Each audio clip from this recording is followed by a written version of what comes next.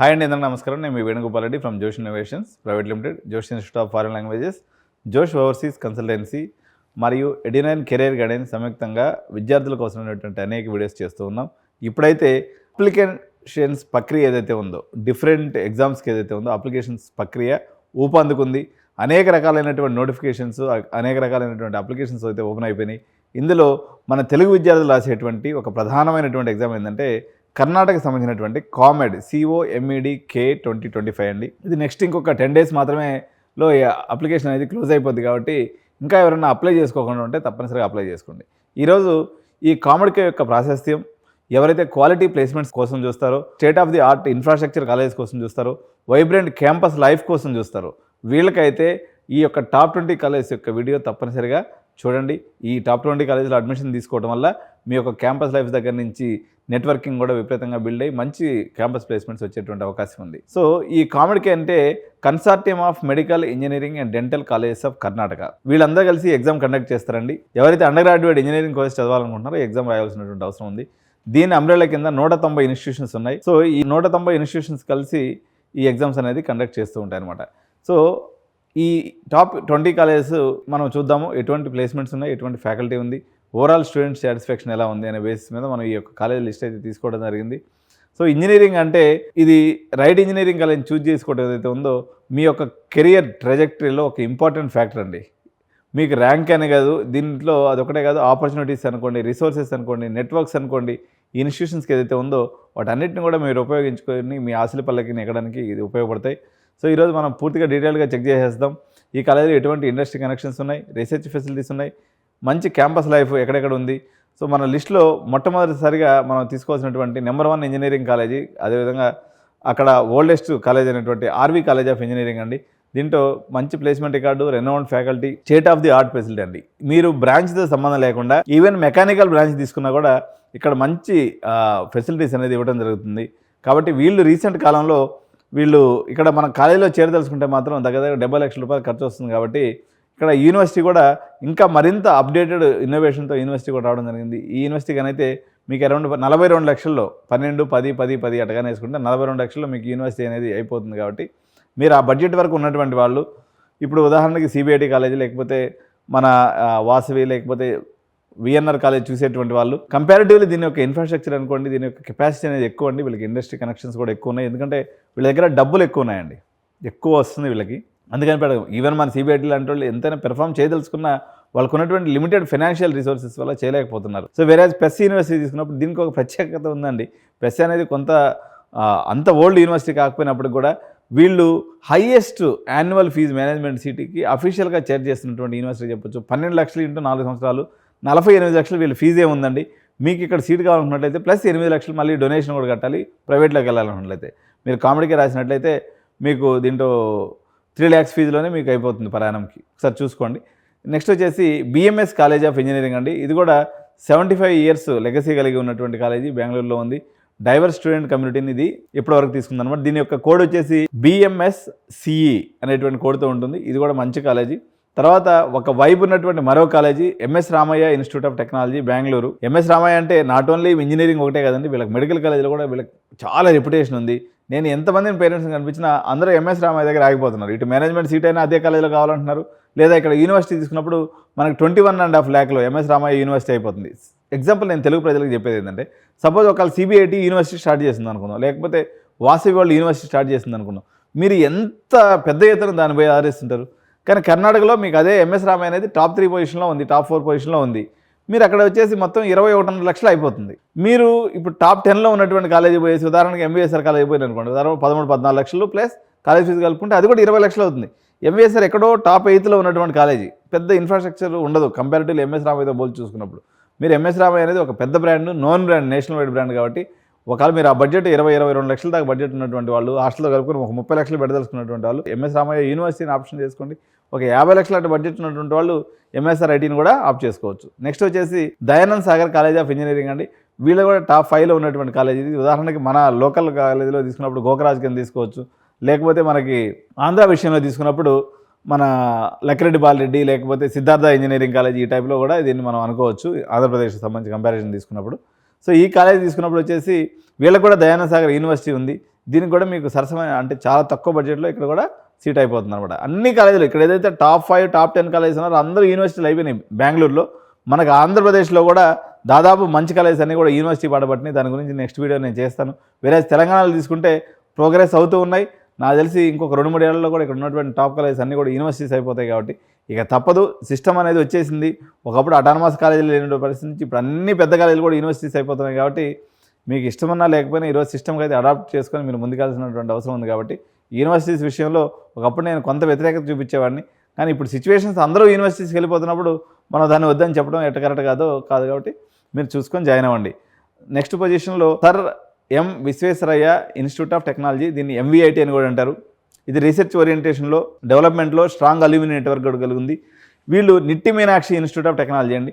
వీళ్ళది కూడా మొత్తం ఈ సంవత్సరం నుంచి 2025 అకాడమిక్ ఇయర్ నుంచి ఇది కూడా యూనివర్సిటీ అయిపోయింది. నిట్టే మీనాక్షి యూనివర్సిటీ అంటారు. ఇక్కడ వచ్చేసి సంవత్సరానికి 3.5 లక్షల ఫీజు అండి. అంటే 14 లక్షల రూపాయలు ఫీజు రూపంలో కట్టుకోవాలి. ఒక 2 లక్షల రూపాయలు డొనేషన్ ఉంటుంది. మీకు డైరెక్ట్గా సీట్ అయిపోద్ది, మీరు కోరుకున్న బ్రాంచ్లో అయిపోద్ది. ఒక 70% ఉంటే చాలు ఇంటర్మీడియట్లో.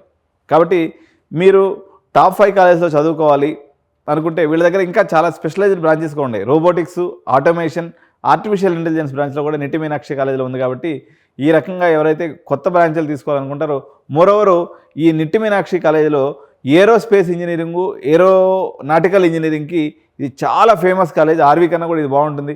మనకి హైదరాబాద్లో తీసుకున్నప్పుడు మనకి IRE ఇంజనీరింగ్ కాలేజ్ కనిపిస్తుంది. అదేవిధంగా తమిళనాడులో తీసుకున్నప్పుడు హిందుస్థాన్ ఇంజనీరింగ్ కాలేజ్ అయితే ఉన్నాయో ఏవియేషన్ చాలా ఫేమస్ అనమాట ఈ కాలేజీలు. వేరాజ్ మనకి కర్ణాటక రాష్ట్రంలో తీసుకున్నప్పుడు నిట్టి మీనాక్షి ఇన్స్టిట్యూట్ అనేది ఏరోనాటిక్ ఇంజనీరింగ్ డిపార్ట్మెంట్ని చాలా అద్భుతంగా రన్ చేస్తుంది. వీళ్ళ యొక్క aeronautical, aerospace and robotics division ఏదైతే ఉందో, అంటే మెకానికల్ రెలవెంట్ డివిజన్ మొత్తం కూడా it is one of the strongest institute అని చెప్పొచ్చు కర్ణాటక రాష్ట్రంలో.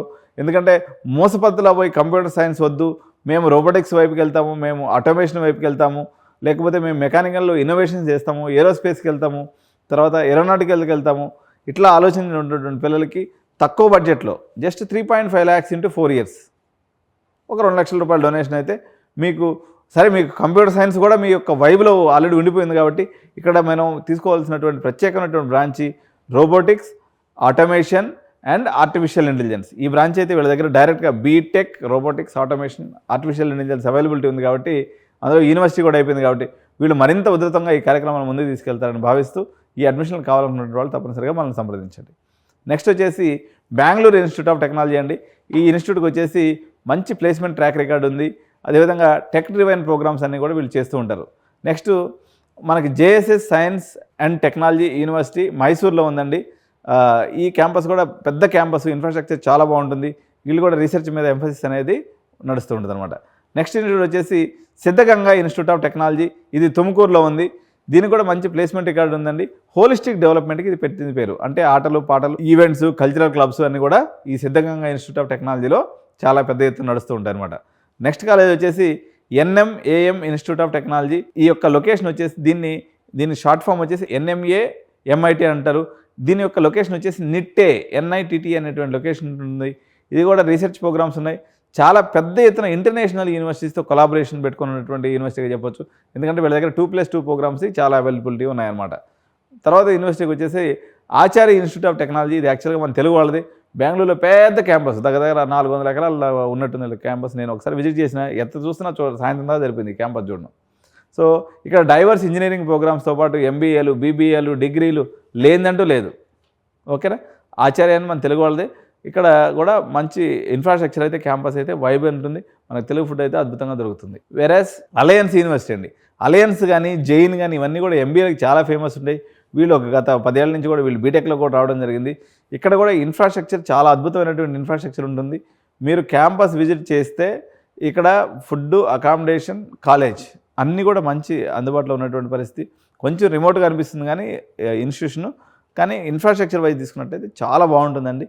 స్టడీస్ వచ్చేసి మోడరేట్గా ఇప్పుడు ఎందుకు ఇది టాప్ 10లో ఉంది కాబట్టి దానికి తగ్గట్టు మీకు ఆ యొక్క పరిస్థితి అయితే ఉంది. ఇన్ఫ్రాస్ట్రక్చర్ విషయంలో మాత్రం హోలిస్టిక్ డెవలప్మెంట్లో ఈ యూనివర్సిటీకి మంచి పేరు ఉందని చెప్పాలి. నెక్స్ట్ వచ్చేసి RNS institute of technology Bengaluru అండి. ఇది మంచి ప్లేస్మెంట్ రికార్డ్ తోటే, మంచి ల్యాబ్స్ తోటే రాణిస్తున్నటువంటి మరో యూనివర్సిటీ. సో రేవా యూనివర్సిటీ అండి. ఇది కూడా beautiful university. They will focus on innovation, industry collaborations and excellent campus life. చాలా బాగుంటుందండి. నెక్స్ట్ మనం తీసుకున్నప్పుడు క్రైస్ట్ యూనివర్సిటీ మీ అందరూ తెలుసు. బీబీఏ ఎంబీఏ అంటే బెంగళూరు వాసులకే కాదు, సౌత్ ఇండియా మొత్తానికి క్రైస్ట్ యూనివర్సిటీ అనేది ఓల్డెస్ట్ యూనివర్సిటీ. వీళ్ళు ఇంజనీరింగ్లో కూడా ఉన్నారు. క్రైస్ట్ యూనివర్సిటీ అంటే మన సౌత్ ఇండియన్ ప్రైడ్ అండి. So it's one of the oldest university, చాలా బ్యూటిఫుల్ యూనివర్సిటీ అని చెప్పొచ్చు. సో ఇది well rounded education with strong emphasis on academics and placements వీళ్ళు చూస్తున్నటువంటి పరిస్థితి ఉంది. Next Oxford college of engineering and technology. ఇక్కడైతే మా అక్క కొడుకు నేను చేశాను. ఎప్పుడంటే అరౌండ్ 2004లో నేను అడ్మిషన్ చేస్తే ఆ అబ్బాయి వచ్చేసి ఇప్పుడు దగ్గర ₹1 కోటి ప్యాకేజ్కి వెళ్ళిపోయాడు. సో అప్పట్లో అది ఎంత ఉండే, 1,00,000 ఎంత ఫీజు ఉండే అప్పుడు నాకు గుర్తున్న కాడికి. ఆక్స్ఫర్డ్ పెద్దగా నేను అడ్మిషన్ చేయలేదు, కానీ అప్పుడెప్పుడో చేసిన. ఎందుకంటే మనం ఎప్పుడు కూడా ఫోకస్ అంతా కూడా టాప్ 10 మధ్యలో ఉంటాం. కిందకి దిగి అడ్మిషన్లు ఎప్పుడు నేను ఎక్కువ చేయను చిన్న కాలేజ్లో, అదర్ స్టేట్స్ కాబట్టి.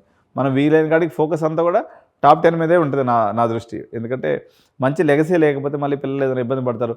మనకి ఇప్పుడు యూనివర్సిటీ రూపంలో వచ్చేసి ఉన్నాయి. దగ్గరగా మనకి 20-25 లక్షలు 30 లక్షల ప్యాకేజ్ అయితే మంచి టాప్ 5 టాప్ 10లో వస్తున్నప్పుడు కింద దాకా వెళ్తుకోవడం అనే ఆలోచన. కానీ ఇప్పుడు అలయన్స్లో తీసుకున్నప్పుడు మనకి ఒక 10 లక్షల రూపాయలలో అయితే మీకు మొత్తం కాలేజీ డిగ్రీ అయిపోతుంది. కాబట్టి దీనికన్నా పైన ర్యాంకింగ్లో ఉంది. వీళ్ళ దగ్గర కొంచెం ఫీజు ఎక్కువ ఉంటుంది, ఎందుకంటే వీళ్ళ దగ్గర స్పెషలైజేషన్స్ బాగున్నాయి, ఇండస్ట్రీ ఎక్స్పోజర్ కూడా బాగానే ఉంది. నెక్స్ట్ ఇన్స్టిట్యూట్ తీసుకున్నప్పుడు కేంబ్రిడ్జ్ ఇన్స్టిట్యూట్ ఆఫ్ టెక్నాలజీ అండి. సో వీళ్ళు వచ్చేసి ఇన్నోవేషన్ డ్రివెన్ ప్రోగ్రామ్స్ చాలా చేస్తుంటారు. ఫ్యాకల్టీ కూడా మంచి పేరు ఉంది, ఫీడ్బ్యాక్ ఉంది పిల్లల్లో. తర్వాత ఇన్స్టిట్యూట్ వచ్చేసి కేఎల్జీ టెక్నాలజికల్ యూనివర్సిటీ అండి. ఇది హుబ్లీలో ఉంది. ఇది కూడా oldest college. Research and entrepreneurship మీద వీళ్ళు ఫోకస్ పెడుతూ ఉంటారు.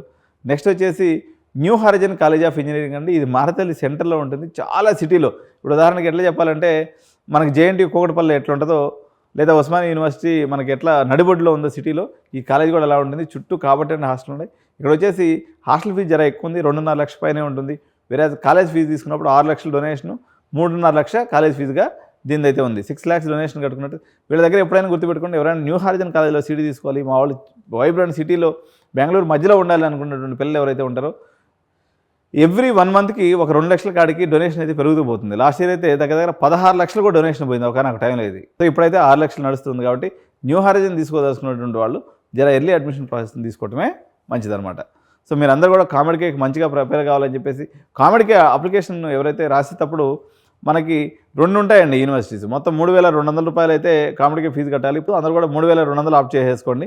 అప్పుడు అన్ని యూనివర్సిటీస్ దాని కింద వచ్చేస్తాయి. అది 2 దగ్గర కన్ఫ్యూజన్ ఉంది ఆ ఒక్క విషయంలో.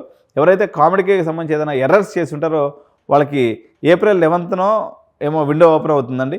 ఆ డేట్లో మేము మళ్ళీ ఒకసారి వీడియో చేస్తాను. ఏదైనా ఎర్రర్స్ ఉంటే దాన్ని కరెక్ట్ చేసుకోవచ్చు. వరీ కావాల్సిన అవసరం లేదు. హ్యాపీగా అప్లికేషన్ అయిపోయింది, అమౌంట్ కట్టేసింది కాబట్టి నిదానంగా ఉండండి. కరెక్షన్ విండో ఓపెన్ అయినప్పుడు మనం మళ్ళీ ఒకసారి ఇన్ఫామ్ చేస్తాం. దాని ప్రకారంగా మీరు అప్లికేషన్ ప్రాసెస్ని ముందుకు తీసుకెళ్ళచ్చు. కాబట్టి టీఎస్ ఎంసెట్, ఏపీ ఎంసెట్ రాసేటువంటి ప్రతి విద్యార్థి డబ్బులు ఎవరైతే పెట్టుకోగలరో, దీని యొక్క ఫీ స్ట్రక్చర్ వచ్చేసి 1,75,000 నుంచి 2.5-3 లక్షల వరకు ఉంటుంది.